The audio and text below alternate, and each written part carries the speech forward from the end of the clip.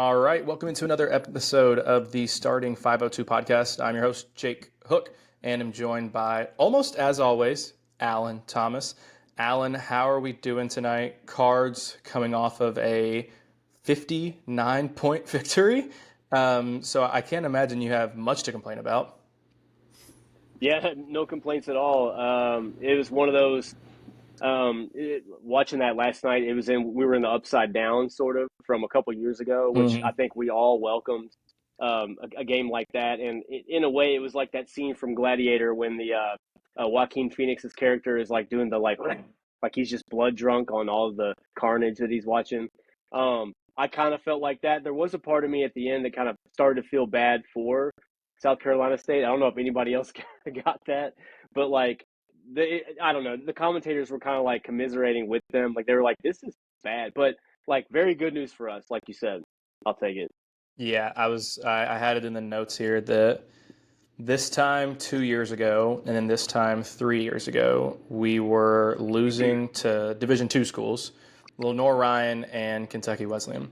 So wow. It is a wonder what a competent and hardworking coach can do for your program. And now we go from losing D2 schools to beating D1 schools by 60. I think we could have beat them by 75, 80 if we wanted to press the gas, but no need to. So with this game, I saw an even split of Cards fans, either extremely hyped and praising this Louisville team for how good they look, and then the other 50% saying, listen, this South Carolina State team is horrible. I don't know how much we can take from this game. This just isn't even close to the competition we're going to be seeing all year long. Where do you fall on that spectrum? I think while I was watching it, I fell towards the former that you were talking about. I was kind of in the, oh my God, we're going to Indianapolis. I saw you looking at tickets. I saw you looking at Airbnbs. Yeah. I definitely looked at that area. Most people around here know, like they're relatively familiar with that area. If you haven't been to Indianapolis recently, like you know the downtown area. We all go to concerts up there, like games. There's Pacers fans around here. Like there's the Speedway or whatever. Like Colts fans out the ass. Like I went to see Lamar Jackson one of his first preseason games there, like at Lucas Oil. So like I was kind of like just dabbling. I'm like let's see what these prices are. So like just to do it, I didn't actually pull the trigger on anything. But to further answer your question, by the second half, I think part of everybody's brain, I know mine was, I was more like, like this team that we're playing isn't up to par with 90% of Louisville's schedule this year. But at the end of the day, like you kind of have to, you have to understand, like you're saying, like we're going to talk about some players tonight. Your star freshman that looked great against, lesser competition, only played like 18 minutes or something like that, and looked spectacular. So like if you were going to, like, what you didn't want to do is take away and say, oh, we saw flashes tonight because we played this team. I didn't see flashes. I saw consistently like being superior and just bullying. It's nice to be on the side that's just stepping on the gas and mashing the gas for once. I think we've had teams here with Chris Mack and things like that. Let's not even talk about the Duke game, right? The Duke game, that comeback where we had these guys, like we had these fuckers, had them beat.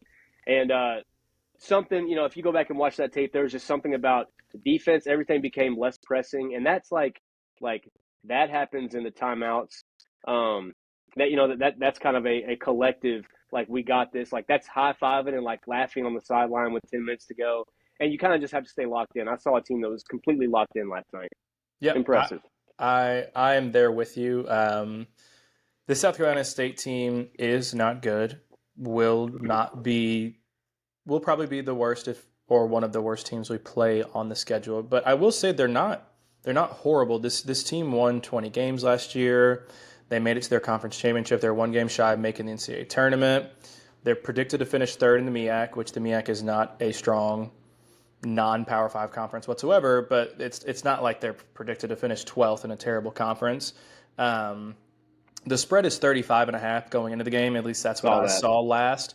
So I don't want fans or spectators from other teams looking at this and just poo-pooing on it because it's not a great team. Like, we won by 59 points, could have won by 75 points. The spread is 35.5. Like, that's nothing to overlook. And Alan, you're right. I think the intensity and the consistency was very, very impressive, and especially for me on the defensive side of the ball. I mean, there was like 14 minutes had gone by, and I wasn't sure if South Carolina State was going to enter into double digits by the first half, into the first half. And I mean, the defensive intensity was extremely impressive to me. Held South Carolina State to under 23% shooting, forced 25 turnovers as well. Is this something that you are expecting this team to make a name out of, the defensive side of the ball? Because I know against Kansas it was not. That's obviously much better competition, but also an exhibition. Was this more of your expectation? Is this the team you expect to see with this level of defensive intensity and kind of controlling the game on the defensive side? Or do you think this is South Carolina State? That's why we're able to look so good on that side of the ball? I think if you force, like, 25 is insane. That's an insane number to turn over. If you force like 12 to 15 against a team like, Arkansas or Duke, and Arkansas will be prone to do that. Like, you could easily turn them over 15 times. It's just the way they play.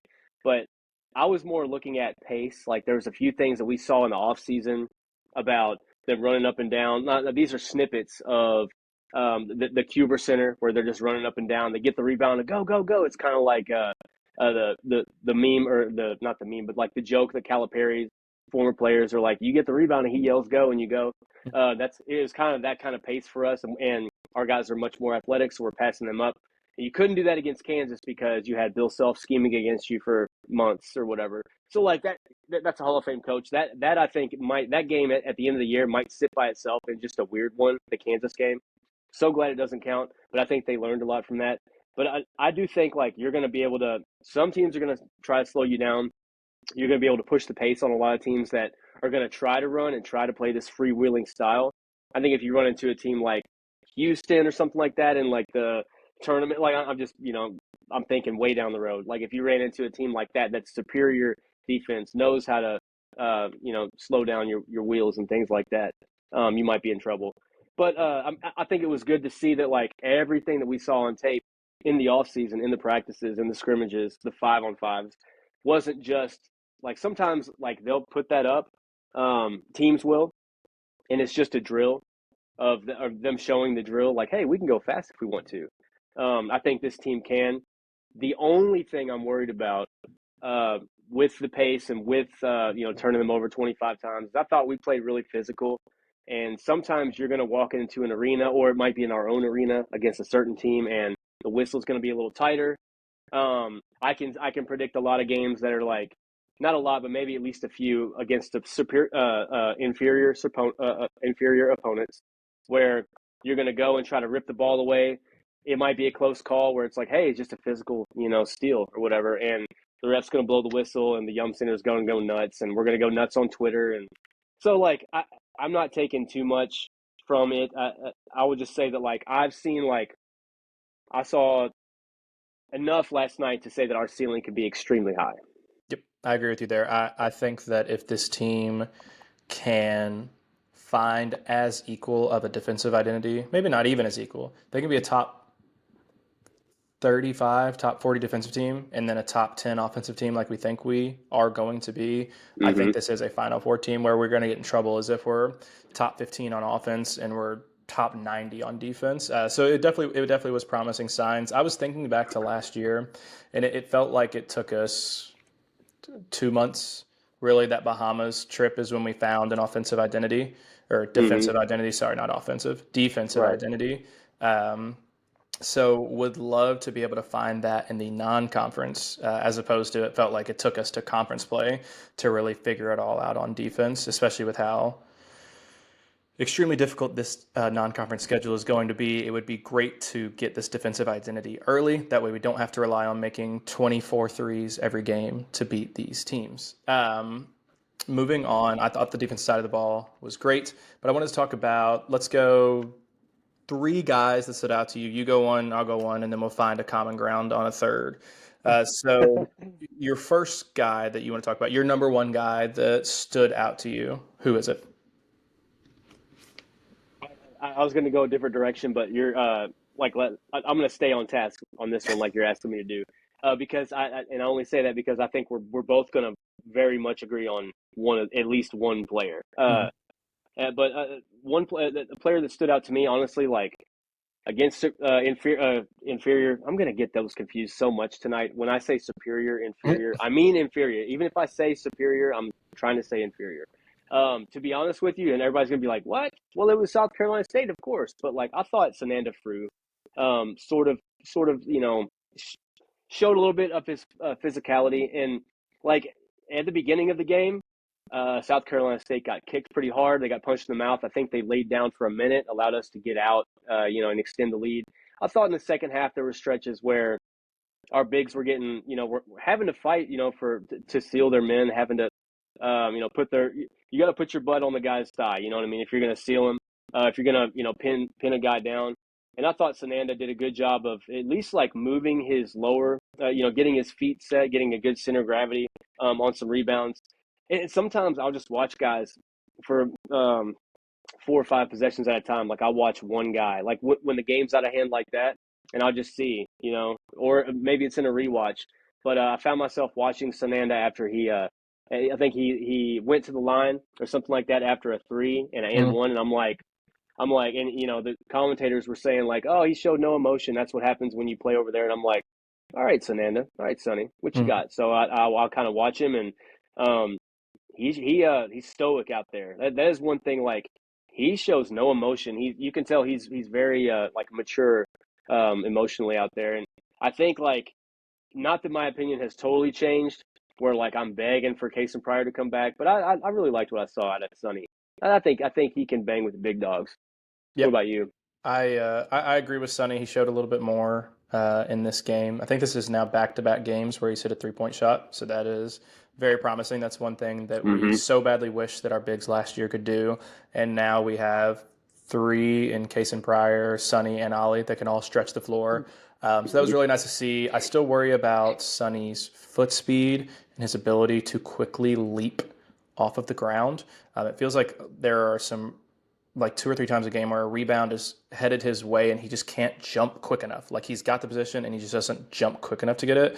And then the foot speed at times also worries me, particularly on the defensive side of the ball. But it's his technically his first official game, his third game playing college basketball. He is only going to improve. What you're seeing right now will be the worst of what Sonny Frew will bring to it. And I'm with you. It was, I think, 9 points, 8 rebounds, 2 blocks. I think those blocks can be huge. If he can consistently be 1.5 blocks a game, 2 blocks a game, that would be huge for this team, because until Kaysen comes back, we really don't have another interior presence that can keep offenses shy from attacking the paint. I love Ollie, but Ollie's not going to be that. Khani maybe a little bit. Javon Hadley, definitely not a shot blocker. So until Case and Pryor comes back and is fully healthy, I think the defensive side of the ball will be huge for Ollie. Speaking of a guy that I just mentioned, my guy that stood out to me is Khani Rooths. 20 points, 7 rebounds, 3 assists, a steal, and a block. To me, Khani just was moving differently.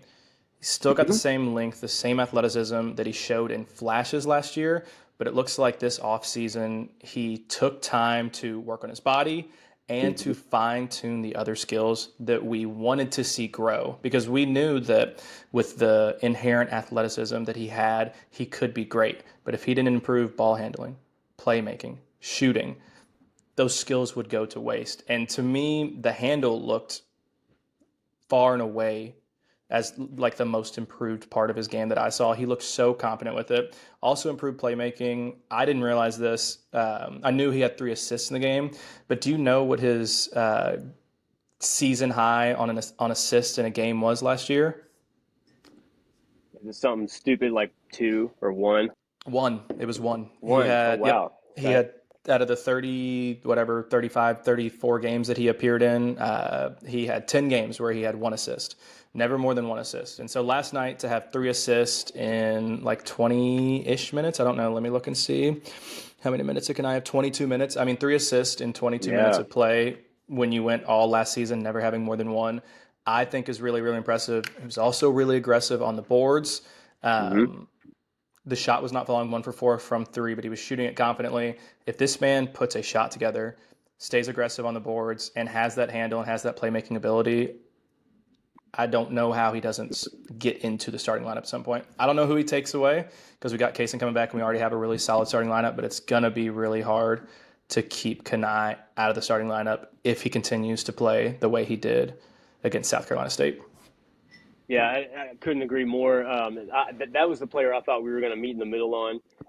But, you know, like most everybody that you talk to today is really impressed with Khani Rooths. We talked about his confidence. One of the things was everybody's talking about this particular play too. If I bring this play up, you're gonna be like, oh yeah, that one, where you see Khani kind of like he helps penetrate. The ball is moving around the circle. Then there's another penetration where Khani finds himself out on the wing, and he hits that 3 like bottom of the net. I thought the stroke, like him backing into that shot, the stroke he had with the shot, and the things he did to help create that play, like he looked like you're saying, the confidence and comfortability, like. That was like that.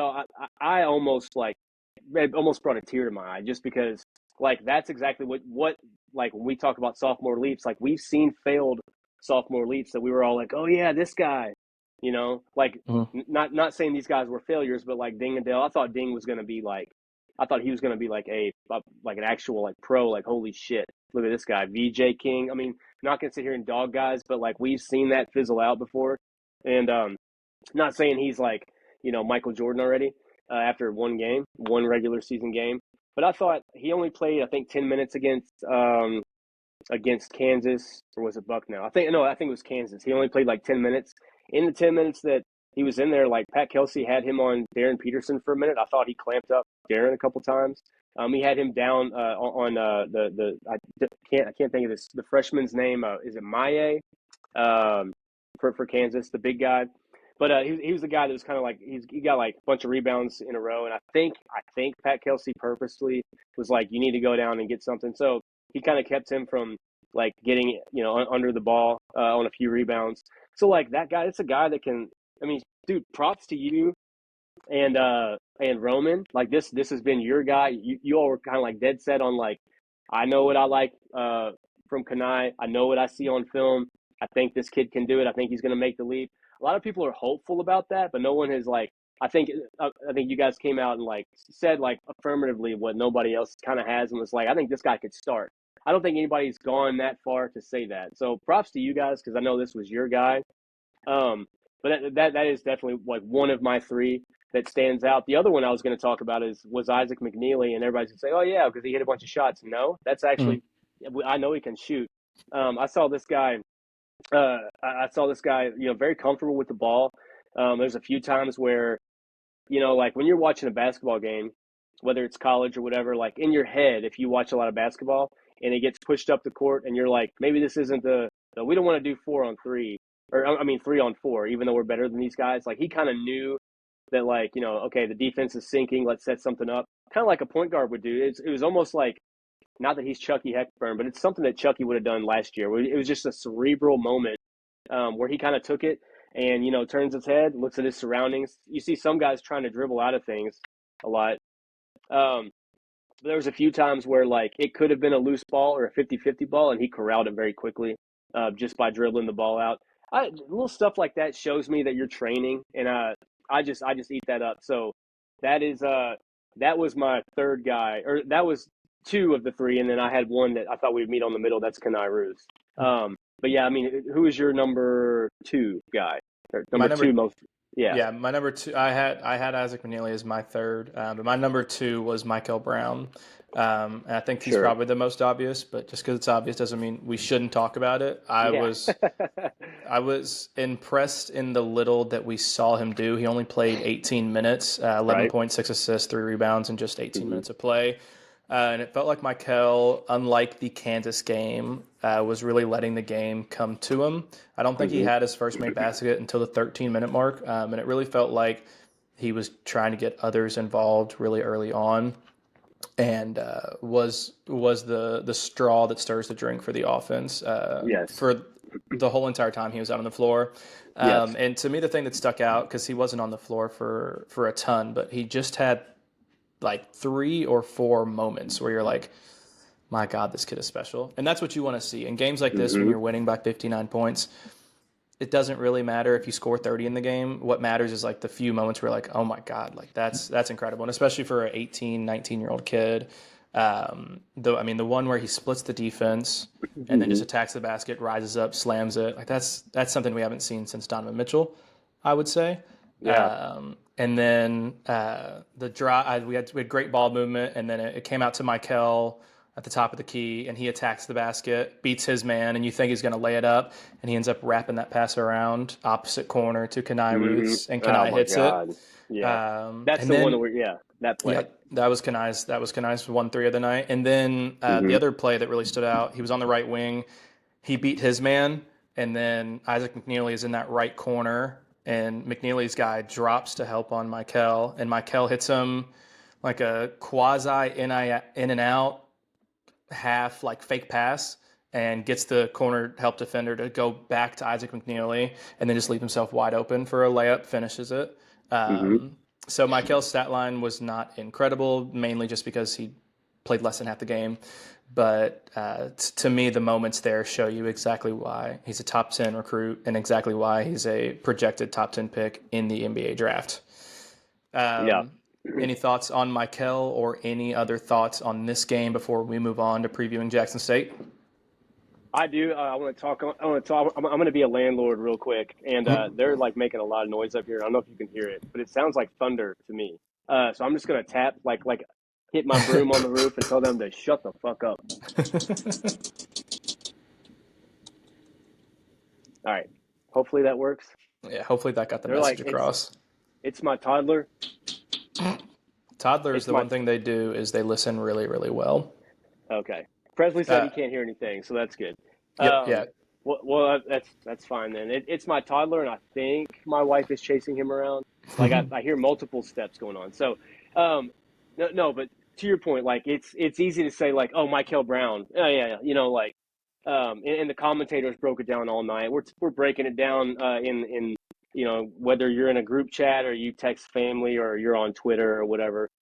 Today at the water cooler, everybody's talking about Mikel on the radio, right, all day. So, like, yeah, sure, that's easy. But I think the point that you made about, like, when I'm just saying I'm 41, right? But I think, like, sometimes, like, I'll play, my stepson, who's very good at basketball. He's 16, he's about to be 16 years old. Like, all his friends are really good and stuff. Sometimes I'll play them one-on-one. It's not fun, I'll tell you that. But, like, trying to go east and west, like with a small frame, is very difficult. We heard the commentator last night talk about Mikel was like 5'10", 5'11" when he first started getting really shifty and started to become in the spotlight nationally. And then out of nowhere, he shot up to 6'4". But 6'4" is really not. I mean, for a point guard, that's big, and that's what you want, 6'3", 6'4". But to move like this kid moves like he's like 6'8". The way he can go like left and right, and it's just, I mean, his quickness is insane. I have to attribute some of that to his weight training in the off season, but a lot of that is just like muscle memory coming up, playing basketball the way you play. I know his dad is a coach, so like little subtle movements like that. But I see him like he's going to make a few people fall this year or something. Like I did that. I think to me, like you're saying, like when he can really break a play open, just going east to west, whether it's an in and out. I think his in and out is disgusting. It's like if I did that, or I'm a lot shorter than him, but if I did that, I would literally have to look at the spot that I wanted to jump to and then make an effort to jump over there with the basketball. And he does it effortlessly. I think he gets low enough. I think his leg days are probably pretty nice because that's what it takes to be quick with your core and your upper leg, quads, calves. Like, like to go left to right, it's a lot different than going like anybody can be fast, right? You can get to the rack, which he does too. He can get to the rack pretty well, but to get around people, you have to be able to go left to right. I can't say enough about like just. I mean, I know it's South Carolina State, but that kid can get around. You would think anybody. Like I in hyperbole, maybe the best point guard in the country. Definitely a lottery pick in my opinion from what I saw last night. From what scouts want to see. Yep, absolutely. I think it's him, Braden Smith, Darius Acuff, probably a few other names I'm missing, but those are he's certainly nice, yeah. He's certainly in the top 5 of point guards in the nation. And I think the thing that separates him that people probably weren't aware of until they watched him play for the Team USA U19 team, but his ability to elevate and finish above the rim, I think separates him because he's got the shot. We know that. He won the McDonald's All-American 3-point contest. He's got the passing. We've seen that. But the ability to finish above the rim, at the rim, I think takes his game from, an 8.5 out of 10 to a 9.5 out of 10. So super impressive. He did have 3 turnovers. I thought there were a couple plays where it just looked like the game was just a tick too fast for him and a guy wasn't there or the ball slips out of his hands or he's not able to make the one-handed pass that he's normally able to make. So I think there are going to be a couple moments each game where you're like, oh yeah, this is an 18-year-old kid playing basketball. But overall, the pros are going to so heavily outweigh the cons that it's not something I'm concerned about. And like Sonny Frew, this is the worst Mikel Brown will be for this Louisville team. He is only going to get better as the year goes on. And after seeing this, it's extremely exciting to see how much better it can get. So now we're going to move on to the next game Thursday night. Is that right? Thursday night, right? Against Jackson State. Yep. Yeah. Should be a slight step up in competition compared to South Carolina State. I was on KenPom earlier. South Carolina State was ranked 325 on KenPom.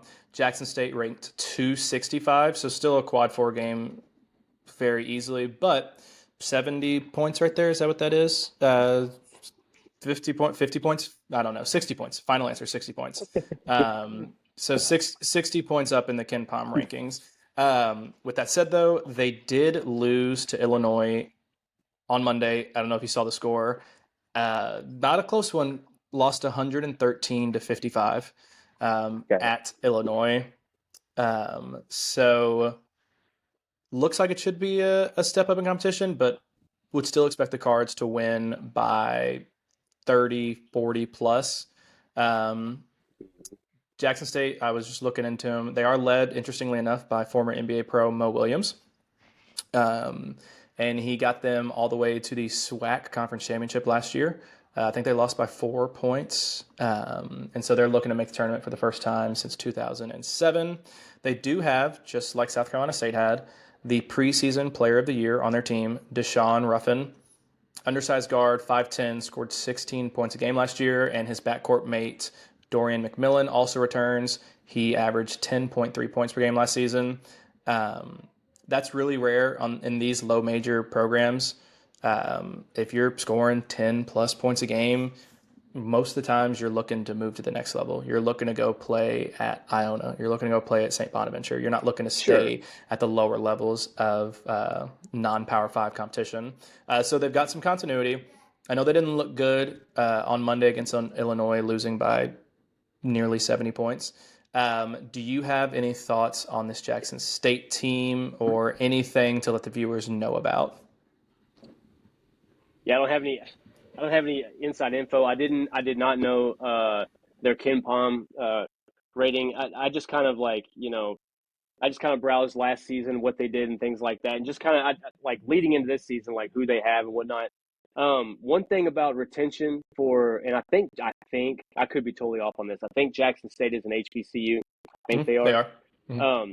And so like one thing about, and I could be off on this too, but I know somebody that works down at Simmons. The only reason I know this, but like I'm pretty sure like the funding and like the way right now the way things are with HBCU education, I think their athletic funding and things like that can funnel. You can funnel like they have people that are kind of like nationally that just kind of like if you want to sprinkle into HBCU, some of them have favorites and stuff like that. Like they'll go to Grambling. This money goes to Grambling football for NIL. This money goes to Southern or whatever. But I want to say that there's some people that just kind of donate, for the majority towards athletics of HBCU. And so as far as like, retaining athletes, that could have something to do with that. Is just, somebody wanting to sprinkle and wanting to keep, like the athletes not leaving to go to, maybe a Power Five or a group of five, whatever it is, if it's football, basketball. But I'm looking, so I guess like if Louisville wins by like 20 or more, I'll be like, thumbs up, cool, at this point. And that's me having my cake and eating it too, because I didn't know what was going to happen the other night. I was hoping we'd cover, you know what I mean? Like, obviously we did that and some, like by halftime or whatever. I'm going to be more, and I did this last night too, where I'm watching the broadcast. Yeah, hand up, I didn't go. But I'm watching the broadcast, and I was kind of like, I see Kason Pryor, he's in full warm-up gear. And as the minutes ticked on, not that I'm like, put him in, Pat. Like, I know they have like a way that they do things. And I'm not going to question Pat Kelsey on any of the systemic things that he does, how he carries the program. But I am going to be looking for, because like, I really want to see Kason in this game. And it's not because I'm like, we need help there. Like, we're going to need him against Jackson State. Like, I don't think we will need him. But I don't think you can just throw. I think we all want to see him play against Kentucky, even if it's for, limited action. But I don't think you can just, like, and before the season, we made predictions on when he would come back. My prediction was the Kentucky game. But I fully thought that, like, that wouldn't be his first regular season action was against Kentucky. A team that, like, I watched against Purdue. Like, I watched that team bully Purdue, for the entire game. Made them look silly a few times for 40 minutes, and that was supposed to be the number one team in the country. So I think for this game, like I was saying, like, taking Kason Pryor, he's been out for, it's going on a year. We're staring down the barrel of a year of him being out. So I think at the end of the day, like, you have to get him some run. Like, there are no more important reps. I don't care who it's against. I don't care if it's Jackson State, South Carolina State, Arkansas, whoever, Tennessee, Kentucky. You have to get reps outside of your family, because those people do not, like, care for you the same way that your teammates do. So, like, if we're going at it in practice, like, I'm going to be competitive, but there's no – and, yeah, we can leave it on the floor. But, like, sometimes, like, it's not going to be as chippy, and it's not going to be as physical.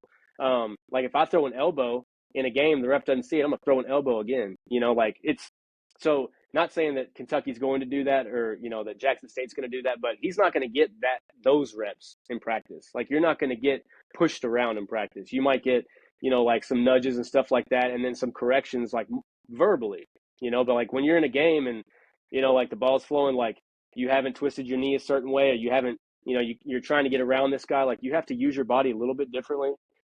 So I would like to see, if he's ready, he's been medically cleared, Kason Pryor.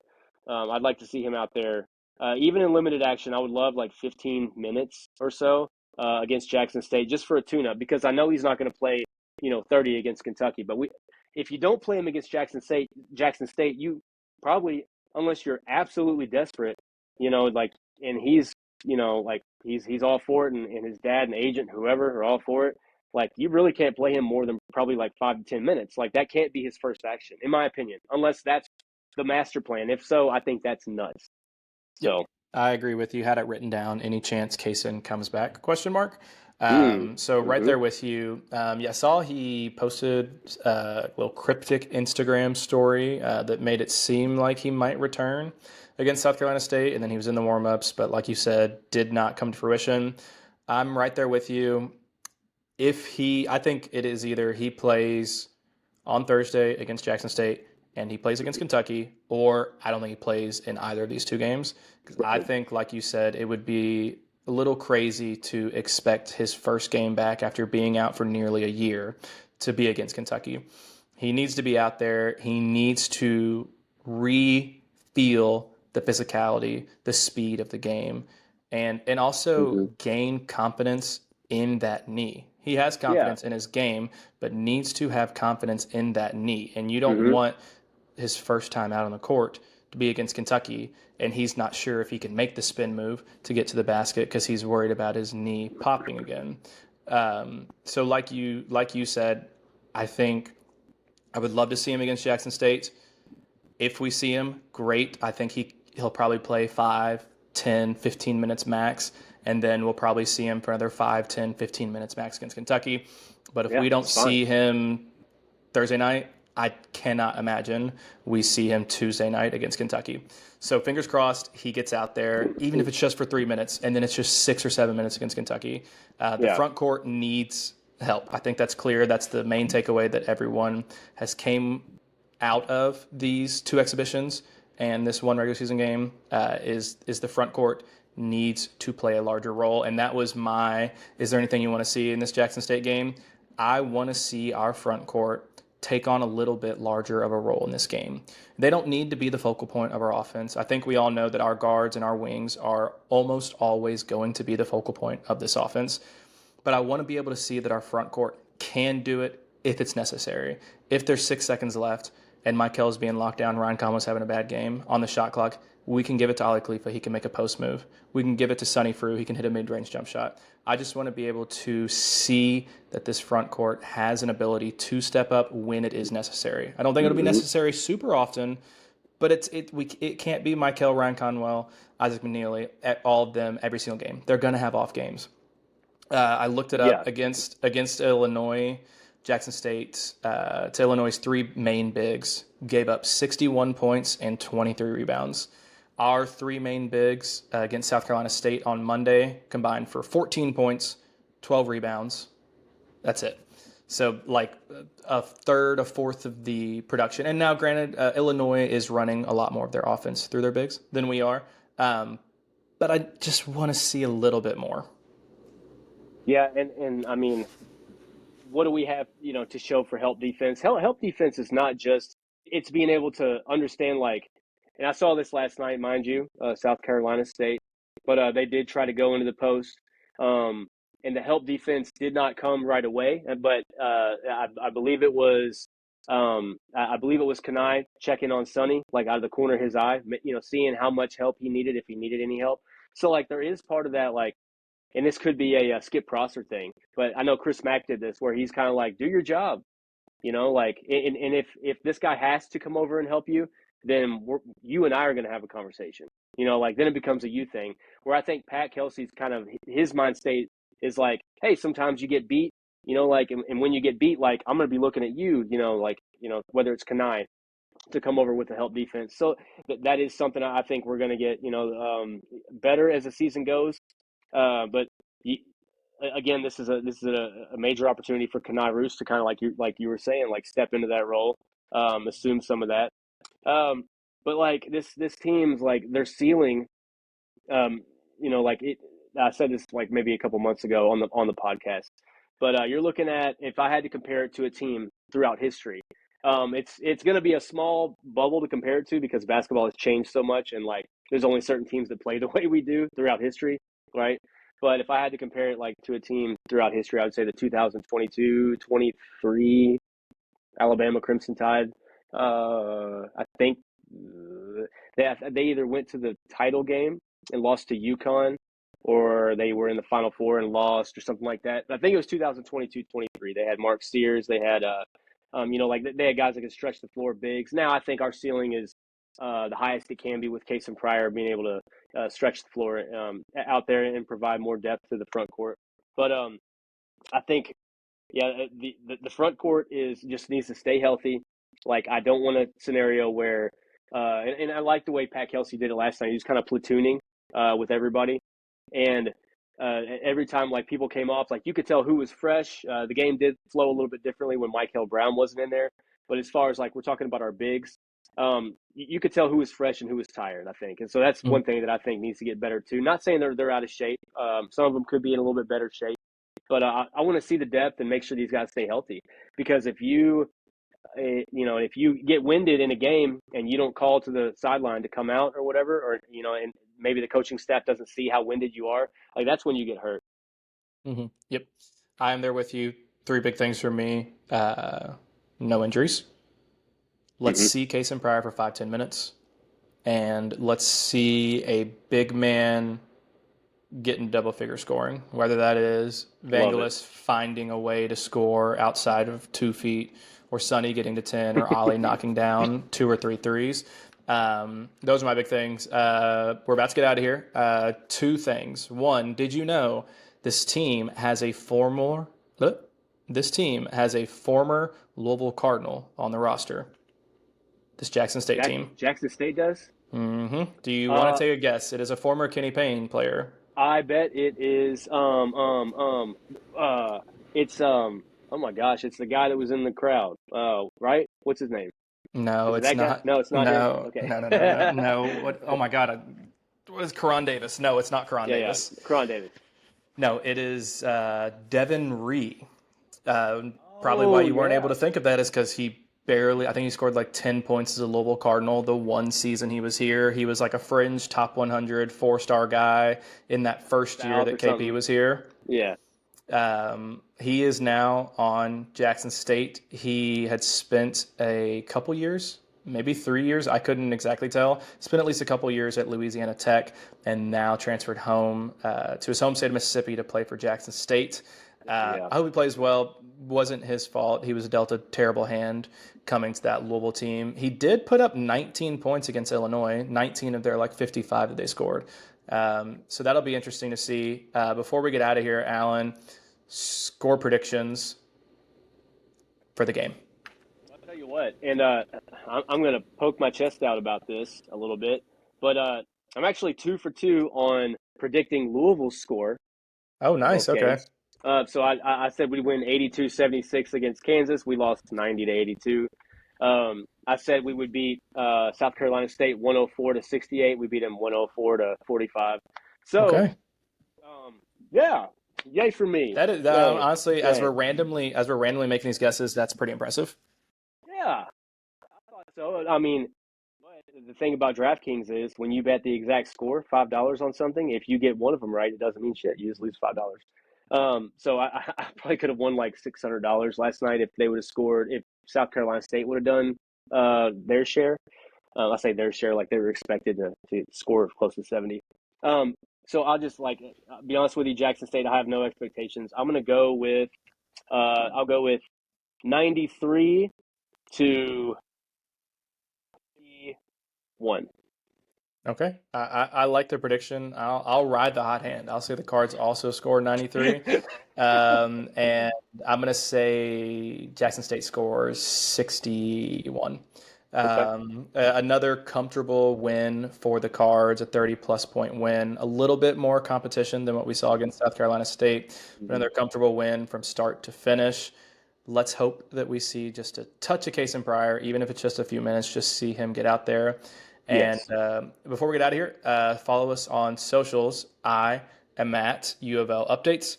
Alan Thomas is at cardin_AL. And then the main page at the State of Lou. And then the podcast page, if we want to follow that, is at starting 5. That's all written out. And then 02 at the end. So Alan, thank you so much. Oh yeah, and subscribe on YouTube. Alan, thank you for joining us. We are excited that this season is here. You will be seeing a lot of our faces, hearing a lot of our voices as the season goes on. Cards are 1-0. Alan, I hope you have a great night, and I cannot wait to talk to you again after we're 2-0. Absolutely. Go Cards, baby.